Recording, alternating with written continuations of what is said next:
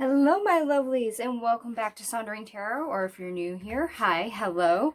Um, Today we're going to do a favorites for 2022 video. This is going to be for court cards. And I have a nice, lovely stack here, so there's quite a bit to cover. And I'm going to go ahead and break these down by pages, knights, queens, and kings. So these are going to be favorites out of any deck that I've owned as of December 31st, 2022. So let's go ahead and get in this. I'm going to go ahead and zoom us in a little bit more so you guys can see better.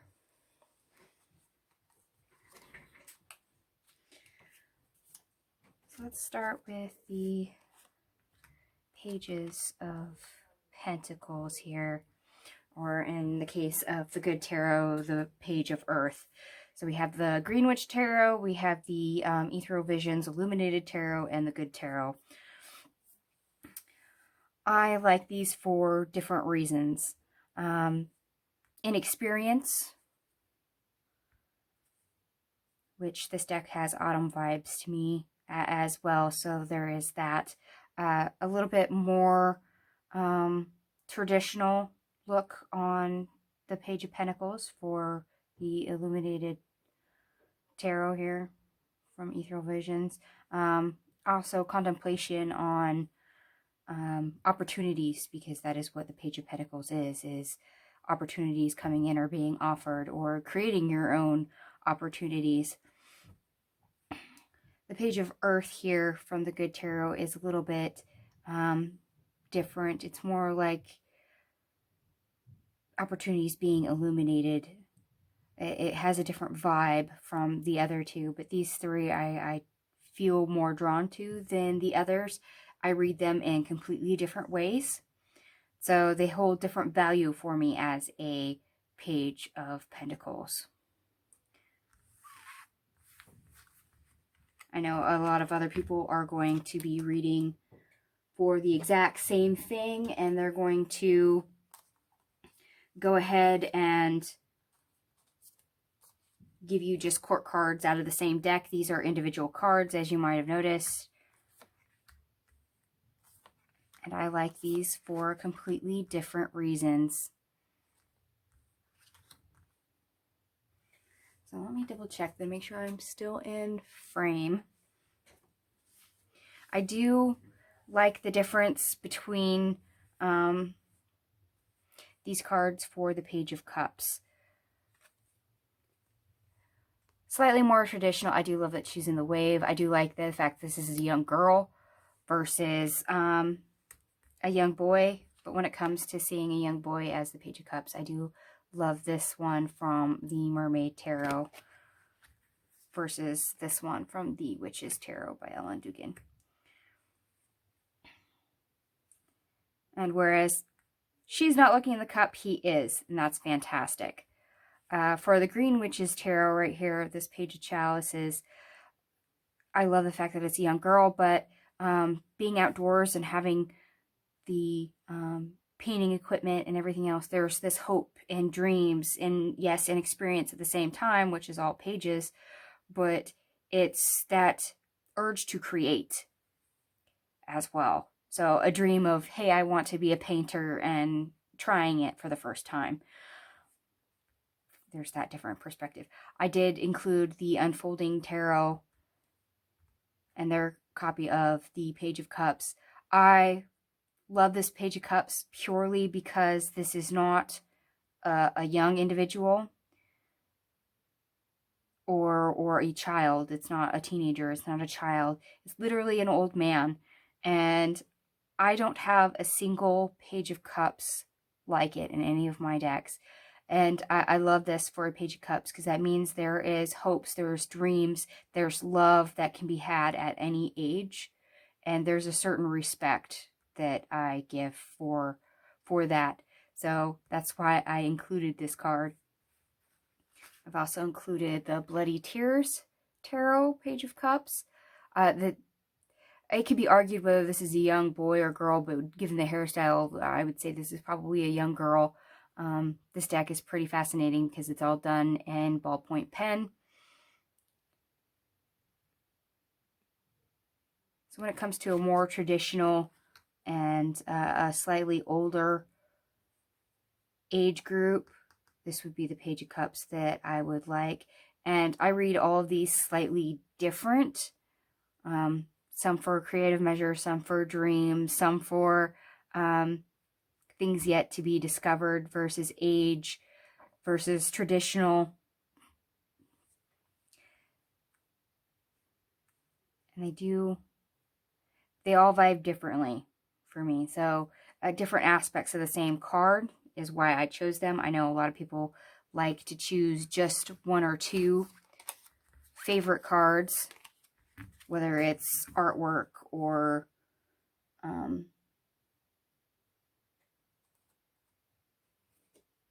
how they read the card. But for me, it's literally going to be how I read the card. And you're going to see a lot of different ones. Some of these you're going to see several, and some you're only going to see a few, depending on what they are. And here's another perfect example. I didn't realize I was going to pull this many Page of Swords.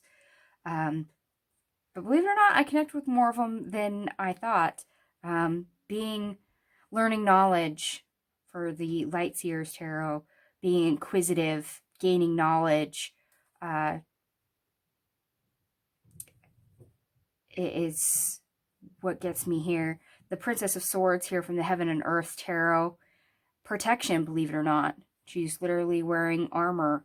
And out of all the tarots that I've learned from, this is the one that stresses protection more for me for the Page of Swords than any other. That's why this is here.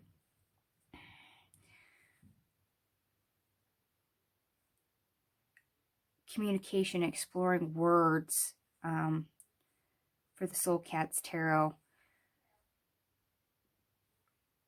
is why this is here. Exploring truths, I guess you could call it. Not knowing what to say, but saying it anyway.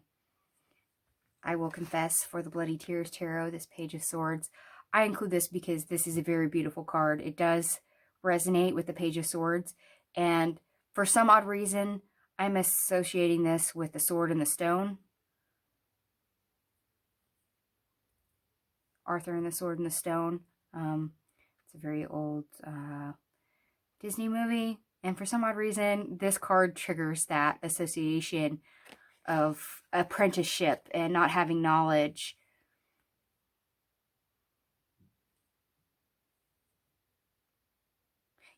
And now that I see that, I can't unsee it. I'm sorry, I just can't.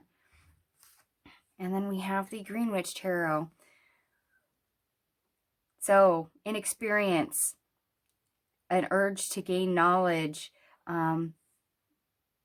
exploring, learning truths. They're all in this card. Trying to gain wisdom and maybe not going about it the correct way. But there's also that sense of risk involved, but doing it anyway and hoping that you succeed versus failing. I very much like that for a Page of Swords. Slightly different, definitely different art styles, different decks, but they are all very readable as a Page of Swords to me. So you can feel free to agree or disagree on all these or any individual one. And believe it or not, the Page of Wands is one that I have the fewest on. I have the Page of Wands from the Lightseers Tarot, and then the Page of Wands from the Ethereal Visions Illuminated Tarot. I'm actually not all that fond of the original Rider-Waite version of the Page of Wands, but I don't mind using the Ethereal Visions as kind of the traditional version of the Page of Wands that I can tap into. And then when it comes to the more modern, more creative version of the Page of Wands, the Lightseer is the one that I go to.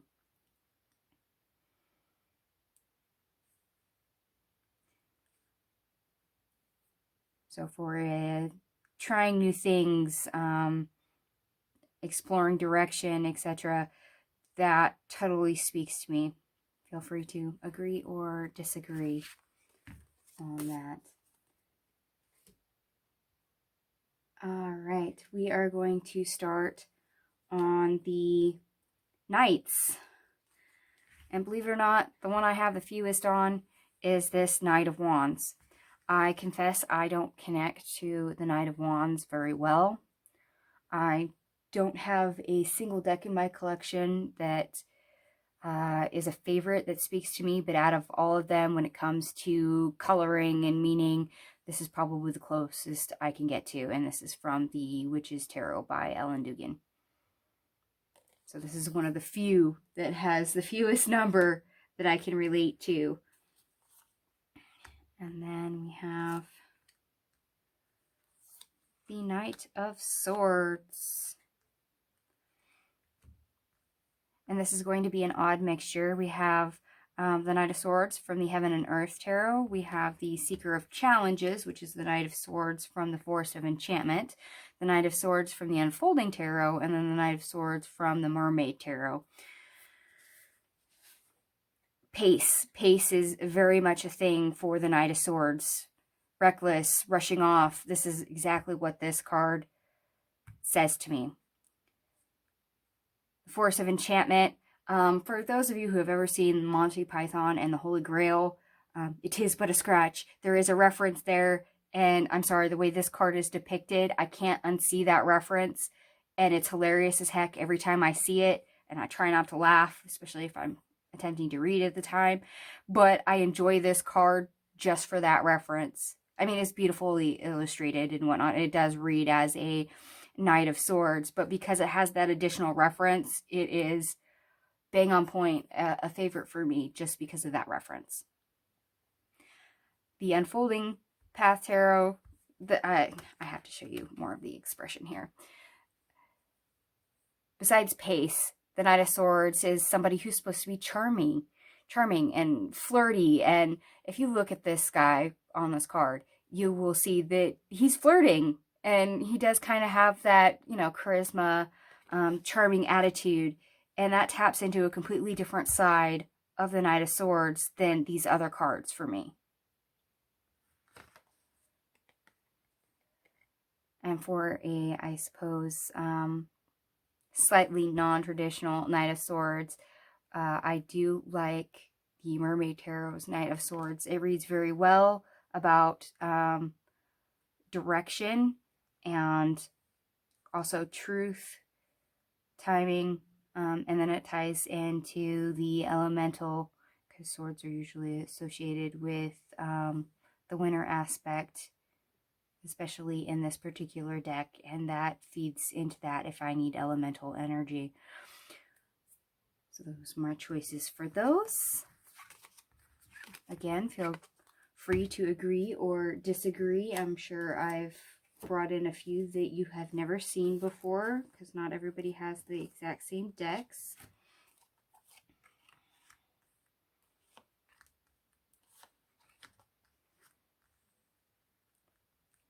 All right. And we have the Game of Thrones Tarot. We have the Soul Cats Tarot, the Heaven and Earth, and the Mermaid Tarot. The United Cups from the Game of Thrones. I'm sorry, this is a depiction of Sir Loras, and if you've never seen Game of Thrones, Sir Loras is somebody who acts very much on his emotions, to the point that because he has a risque relationship, he often hides his heart. He is very much the flirty Romeo, which of course is the Knight of Cups. It's very fitting for the character choice of this card, and I can't unsee that reference. I think it fits very well for what they chose for a Game of Thrones deck, and that is why this is here in this selection. When it comes to non-human entities, for the Soul Cats Tarot, I do love this as the Knight of Cups. You see the cup, you see the armor. There's not really so much movement aspect in any of the knights in this deck.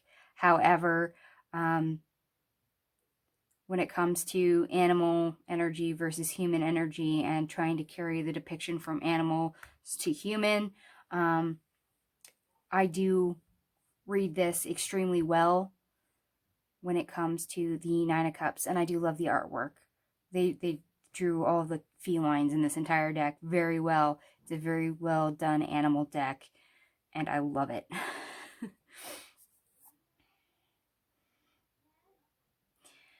All right, and for a more traditional version of the Knight of Cups, I do love the Heaven and Earth right here. A knight in shining armor, Romeo coming in on his white horse to save the day, literally, which you also see over here with the Game of Thrones, but it's a little bit more decorative, and there's the character reference, so there's a little bit of difference.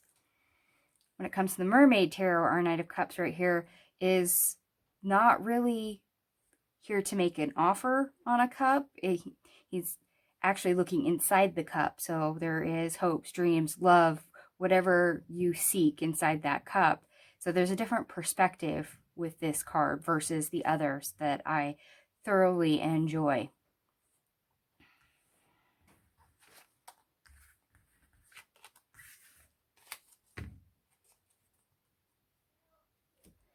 All right, which brings us to our Knight of Pentacles. And yes, I do not have very many of those. However, that is entirely okay. I have the Mermaid Tarot and the Soul Cats Tarot, both the Knight of Pentacles. So the same as I said with the Knight of Cups, if you guys watched straight through or didn't opt to jump through to the section that you wanted to watch, for non-human energy, I read this very well for a Knight of Pentacles. Knight of Pentacles is usually a lot of people describe as a very boring card. It's usually a knight on horseback that's not moving, or somebody standing next to a horse not moving. Whether they're wearing armor or not makes no difference. So it's not the most exciting card. Whereas you could play more with, say, like the Knight of Swords. However, I do like this for a non-human Knight of Pentacles. And when it comes to more of a depiction of a human, there's something to be said for the Mermaid Tarot's version. Number one, it's a female versus a male, which I appreciate as a knight. There's also no horse in sight.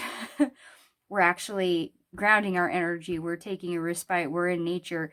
But as you can see, we're writing in a journal, we're planning, we're organizing, we're strategizing, which is definitely the Knight of Pentacles. So there's a different shift out of the traditional with this card that I very much love.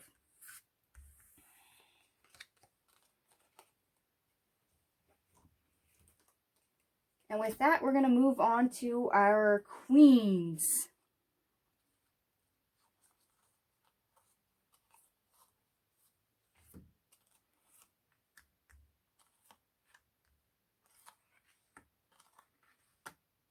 All right, again, we have multiple decks. We have the Mermaid Tarot, we have the Force of Enchantment, we have the Game of Thrones Tarot, and the Good Tarot, all Queen of Swords. I do very much get the head versus heart with both of these cards. You have the winter theme, the elemental theme in both of these. Somebody who could literally freeze you out, somebody who doesn't mince with their words, but can be diplomatic when called upon. And that works very well for me for both of these decks. And with their different art styles, either one will suffice, and if one fails, there's always the other one to reach for. They both speak to me very, very well. Both beautiful. So we're going to jump over here for our Game of Thrones. So for those of you who have ever watched Game of Thrones, Cersei is very much the Queen of Swords. She can be very diplomatic. She can be very straight to the point. She can be very logical. She can be very level-headed when called for. But at the same time, she can be very cunning. She can be very shrewd. She can be very harsh. And she does have the capability to lie. So whether it's upright or reverse, this character very much is the Queen of Swords to me. The Good Tarot, of course, has a different aspect, and I do love the use of the owl here because there is knowledge that comes with any air suit, especially with the Queen. Once you get to that point, there's a certain wisdom, tact, diplomacy, being a bit of a wordsmith that comes through with this card, and it approaches it not so much in a harsh way, but a gentle way. So it feels different than, say, this Queen of Swords from the Game of Thrones deck. And I do love the artwork. Different styles, but still readable, still acceptable. Which brings us to our fabulous Queen of Wands.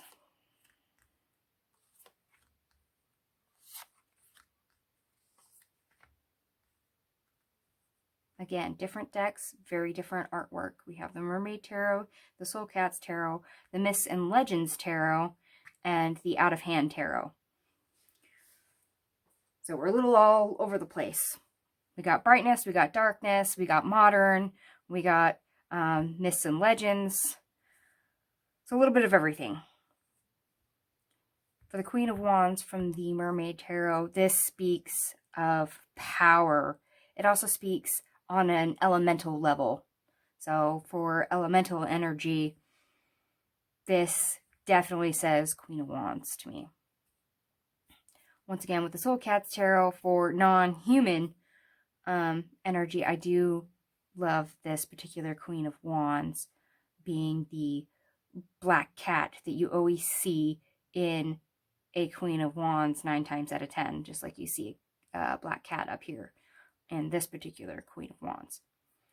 The Myths and Legends Tarot, there's a triple-faced goddess on it. So for us witches, this particular goddess that you see on this card is very much the Queen of Wands. Focus, passion, drive, power, determination. So for the inner witch, this is fabulous. Speaking of inner witch, I had to pull the Queen of Wands from the Out of Hand Tarot because it's literally a queen performing a ritual. And yes, you do see the traditional black cat. It's very notable that it is a Queen of Wands. So for a witchy aspect, I love the fact that I wound up with 2 cards that I could tap into fairly well that I enjoy that embody the Queen of Wands. A non-human and an elemental. It's a very eclectic group, I suppose you could say, for Queen of Wands, but it works for me. Very much so. Different vibes, different tribes, but all with the same message. And then we have our lovely Queen of Cups. We have the Soul Cats Tarot, the Out of Hand Tarot, and then the Ethereal Visions Illuminated Tarot. I have to say, I probably out of these 3, I do love the Soul Cats Tarot Queen of Cups the best. Usually it's a woman holding a very large cup, whether there's anything in it or not, on a throne with the ocean either crashing on the shore behind her, or you see choppy waves, and that really doesn't do it for me for a traditional Queen of Cups. The Ethereal Visions Tarot over here is a little bit gentler. It's the more motherly, empathic, nurturing side of the Queen of Cups that you see over here that I enjoy.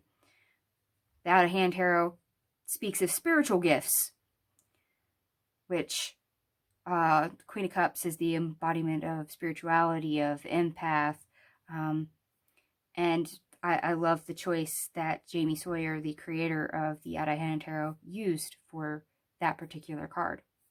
However, I do love this one, as I said, the most, because even though this is a non-human, for cat energy, that is highly appropriate. A cat sitting on a fluffy cushion on a boat in big choppy water and not being the slightest bit concerned about anything, just settled, at peace, serene in our emotions despite the chaos around, and not having a care in the world, is a very beautiful thing and a very powerful thing to say for a Queen of Cups.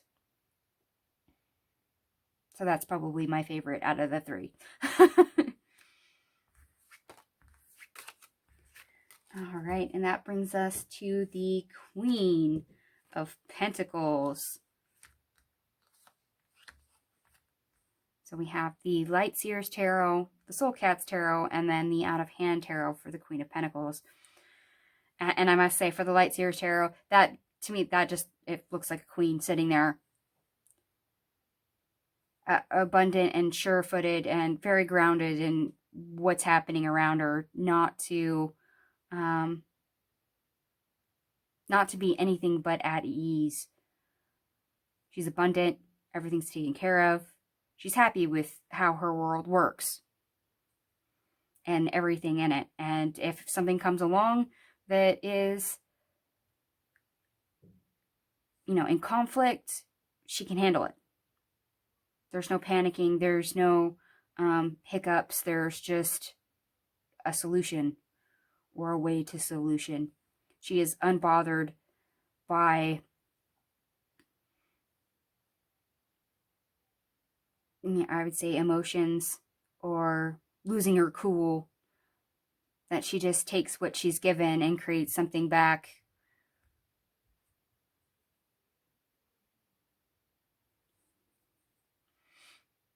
And because the Queen of Pentacles is the Queen of Abundance, I do love our Soul Cat's Queen of Pentacles right here. You see all the berry bushes and everything else for beauty and abundance behind it. And I just love the way it's drawn, and it reads very well. It is awesome.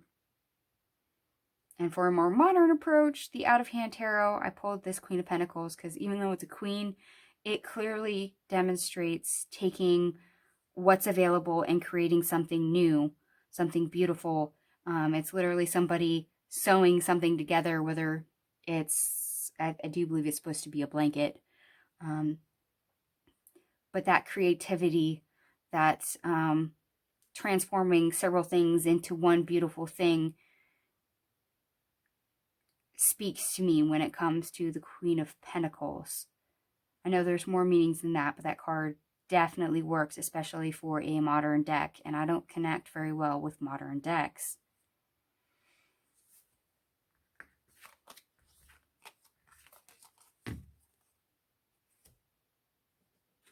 All right, we are now going to tackle the Kings.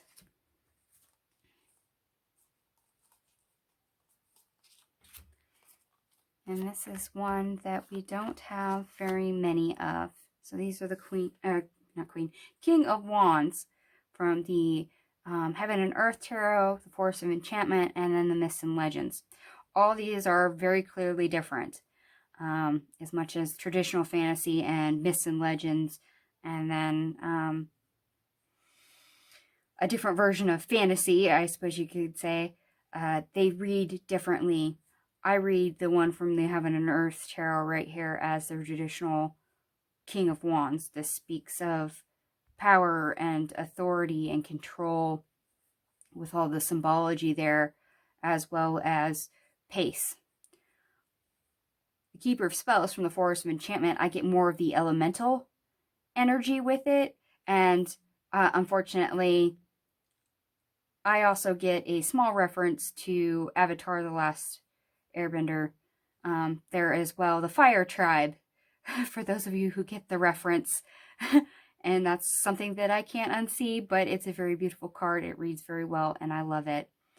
However, the Myths and Legends Tarot over here, the King of Wands, Merlin, there is something to be said about power, authority, and executing that in a specific field, to dominate a specific field, to have control over it, dominance over it.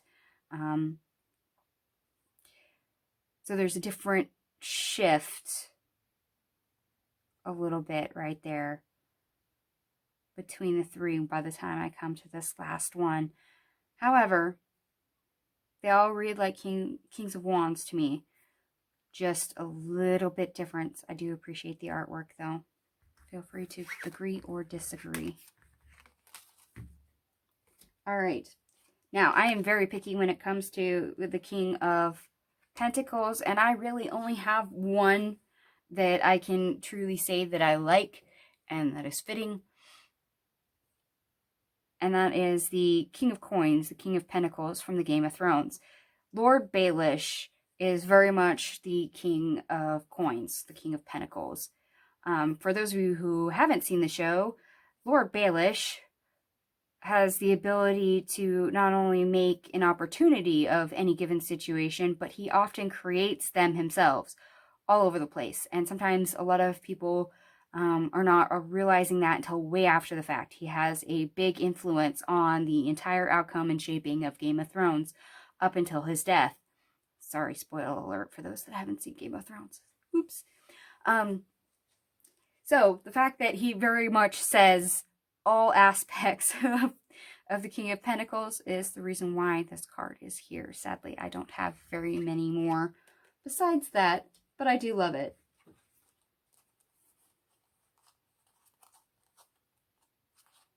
All right, King of Cups.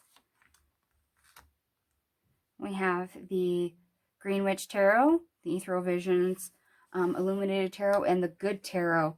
These, of course, are also different. So when it comes to emotion and happiness, empathy, spiritual gifts, dreams, love, etc., these are the ones I feel most drawn towards. The King of Cups here from the Ethereal Visions is basically my default. I don't really care for the RWS traditional king in a chair sitting on a little tiny island with crashing waves around him.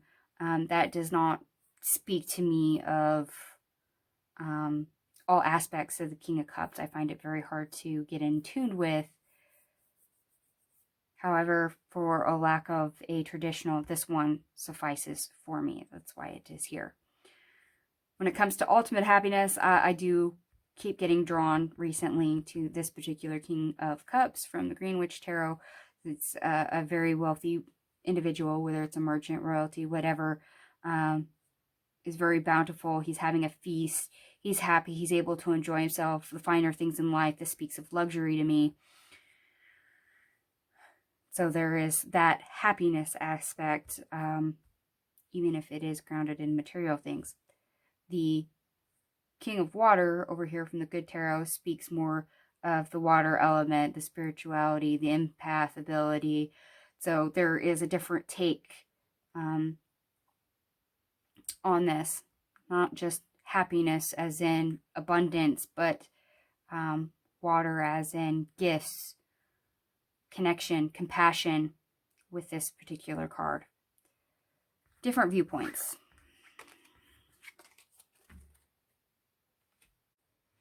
All right, and now we're going to do our very last king. That is the King of Swords. I do have quite a few of this as well. So from left to right, we have the Green Witch Tarot, we have the Magical Dogs Tarot, the Mermaid Tarot, and then the Good Tarot. Let's start with the Magical Dogs Tarot. So for a non-human entity, this, believe it or not, does it for me. There's a certain watchfulness with this card. And the fact that they picked this particular breed is great because it's often used as a guard dog. So as much as there is truth, knowledge to be gained with a King of Swords, there's also a certain protection, and that very much embodies this energy.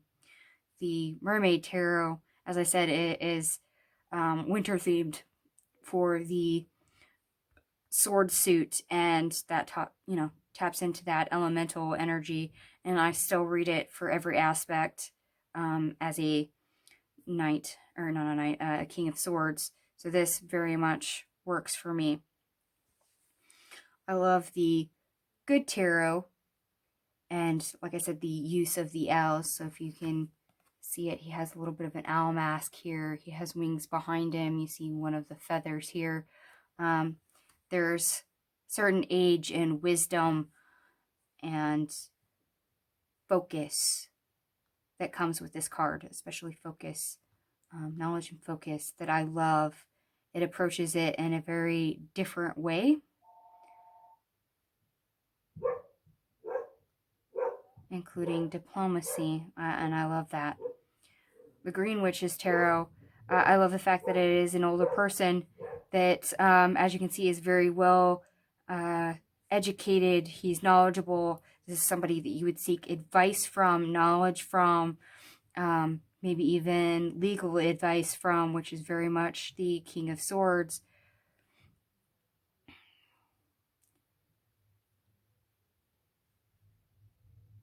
see what else is here. Yeah, somebody that you may even want as a mentor or to apprentice under. That's the kind of energy that's with the King of Swords that is more prevalent in this card versus the others. I know there's a lot of blue on the table, but they're all different art styles. They all read slightly different, but they're very much the King of Swords. So feel free to agree or disagree on any of those. These are some of my favorite court cards to read with outside of decks. There's quite a few, and there's quite a few different decks that I just named for each one of those if you had watched the video all the way through until now. And if you agree with some of these, let me know why. If you disagree with them, let me know why. Feel free to comment down below. And if you have any of these decks, let me know that as well. Or if you have a new interest in some of these decks, if you do not own them. All right, my lovelies. I hope that was very entertaining for you. I will be doing another video in the coming weeks, whether that will be minors or majors for favorite cards for my 2022 deck collection. That is currently undecided, but if you have a preference that you would like to see first, let me know in the comments down below. Thank you so much for watching, and I will catch you guys later. Bye.